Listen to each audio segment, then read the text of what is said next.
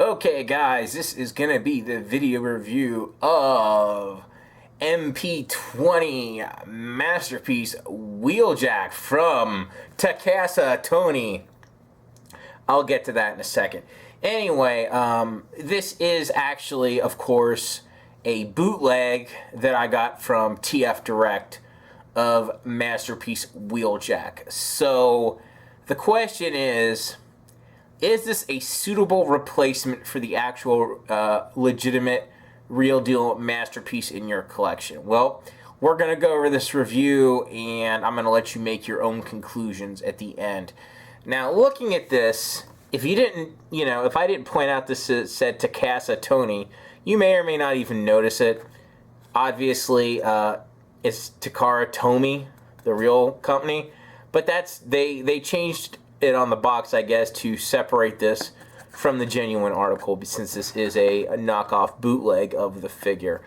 But other than that, if you look at the printing on this, if I didn't tell you that this was a knockoff, would you really know? Honestly, probably not. This is extremely high quality printing on this box here, and to me indistinguishable, from legit Takara Tomy masterpiece boxes. So let's go ahead, move this guy out of the way here, and let's go ahead and bring in the figure. Now, before I show off the figure too much, I'll just show off the accessories he comes with. He comes with all the same stuff that the, quote, real deal one comes with. He comes with the hypnotizer / toolbox, whatever you want to call it. It's got the nice paint job on it that the real one has. He comes with that silver handgun. He also comes with the shoulder-mounted cannon. The missile is removable, does not fire, just like on the genuine article.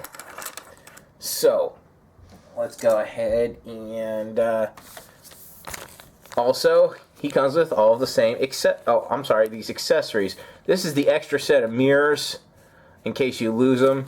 He's got the full printed, high quality color instructions. Again, I've handled these, of course, and let me just get the bag open here. There we go. And get the card out. Like I said, if I did not know this was a bootleg, I would have no way of knowing that this is a bootleg. The quality is identical as far as my unsophisticated self can tell. So let's go ahead and put that off to the side. And we will show off the figure. Give you a close-up all over of this guy. And the plastic quality on this feels real good. The paint looks real good. I have no real complaints about this figure whatsoever. Oh, there is a paint chip right there. I don't know if it came that way or if I did it. But again, even on the official masterpieces, there are sometimes paint errors. I've bought plenty of official masterpieces from Takara that have had paint problems. Anyway, as you can see, he rolls exceedingly well. And he looks absolutely great in his vehicle mode. I mean, it's a flawless G1 Wheeljack. Just one awesome looking vehicle mode. Now, I'm going to show off the other bootleg I got next to him. That, of course, is Bumblebee. They go together real well. I don't have a whole lot else to say about his vehicle mode. I mean, it's very, very good. Pretty much, to me, indistinguishable from the real thing. Yada, yada, yada. So, what I'm actually going to do right now is I'm going to pause right here, get this guy transformed into his robot mode, and then we'll talk about that. Be right back, guys.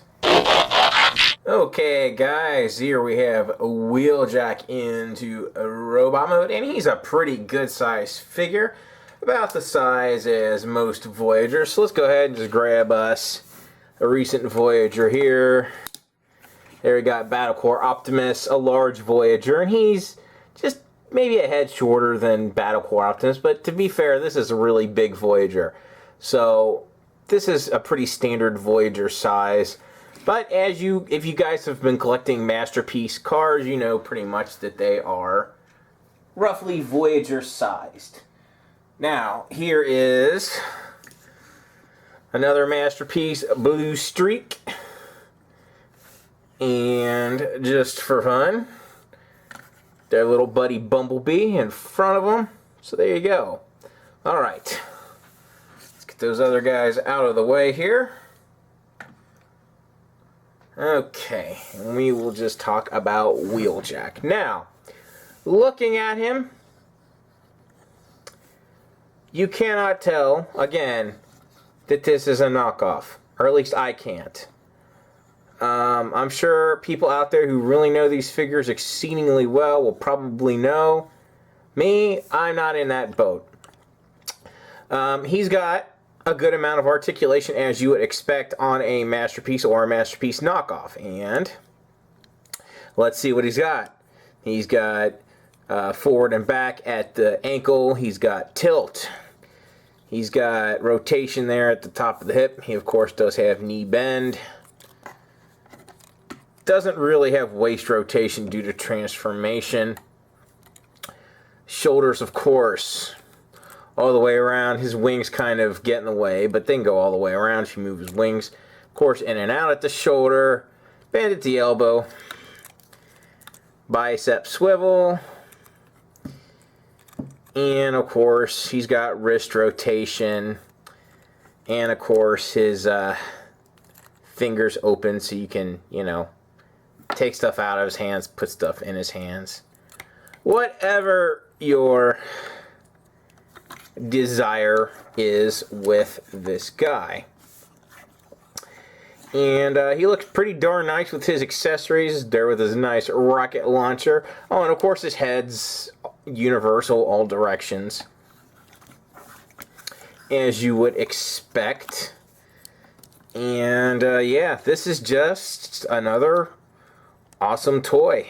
It's a Masterpiece. Even though it's a knockoff, it's, you know, identical to a Masterpiece. So it's going to be an awesome figure for the most part. They have not had too many missteps in the Masterpiece line so far. So it's pretty much what you would expect. I'm going to go ahead and zoom in on his head because, of course, it is an exceptionally good head sculpt. That's Wheeljack. That's definitely Wheeljack. Yeah, and his wings look awesome on him. You know, I got no complaints about this. This knockoff. Now, I do have issues with his elbow or his sides popping out. I don't know if that's inherent to the KO or if it's just inherent to the figure because of the design. That's kind of a pain in the ass. But overall, this thing is great.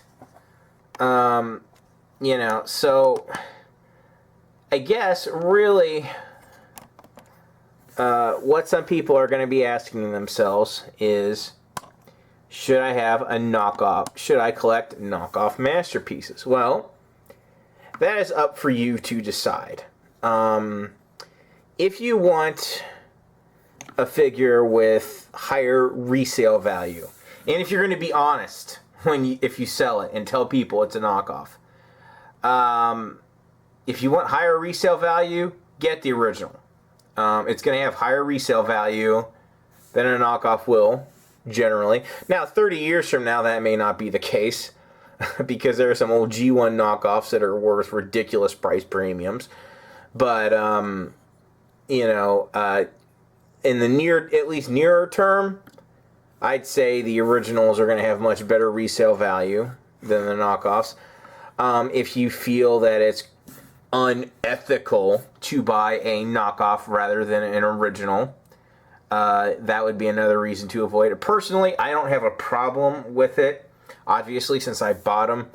And the reason for that is I feel the actual legit Masterpiece Autobot cars are honestly highly overpriced, even when they bring them over, when Hasbro brings them over, for even at $60 a pop. I feel that's overpriced. I think the sweet spot for price for these guys would be $35 to $40. They can whine and cry, oh, well, the licensing of the official car costs us, blah, blah. That's bullcrap. It doesn't inflate the cost of the damn thing to 60, 70, 80 bucks. That's bullshit. You know, basically, the reason I say that is not so long ago, there were alternators that were larger than these Masterpieces, had the same level of engineering on them, all that. You know, they were officially licensed cars just like the Masterpieces are. So, and they sold them at 25 bucks a piece, and they were able to turn a profit on them. So you're telling me that you couldn't just charge a bit more, 35, 40 bucks to still turn a profit? Yeah, that's bullcrap. So to me, due to the high cost of the original genuine Masterpieces, I you know, if I can get a bootleg that looks this good, it's going to go in the collection, because it's not going to get transformed a lot. It's not going to get messed around with a lot. It's going to sit there, be posed, look cool. I mean, pretty much that's what I do with my figures, and I would assume most collectors do with theirs. I would not give this to a child, for example. I mean, you know, don't do that. Don't give this to a little kid, okay? You know. Anyway, that is enough of me talking. So, do I suggest getting this? If you don't care about resale value, you just want something that looks really cool and can fit in with a Masterpiece display, yes, get them. Absolutely. Anyway, that's pretty much going to wrap this whole thing up. If you did like what you see, as always, please thumbs up, share, subscribe, all that fun stuff. Thanks for watching. I will catch you guys next time.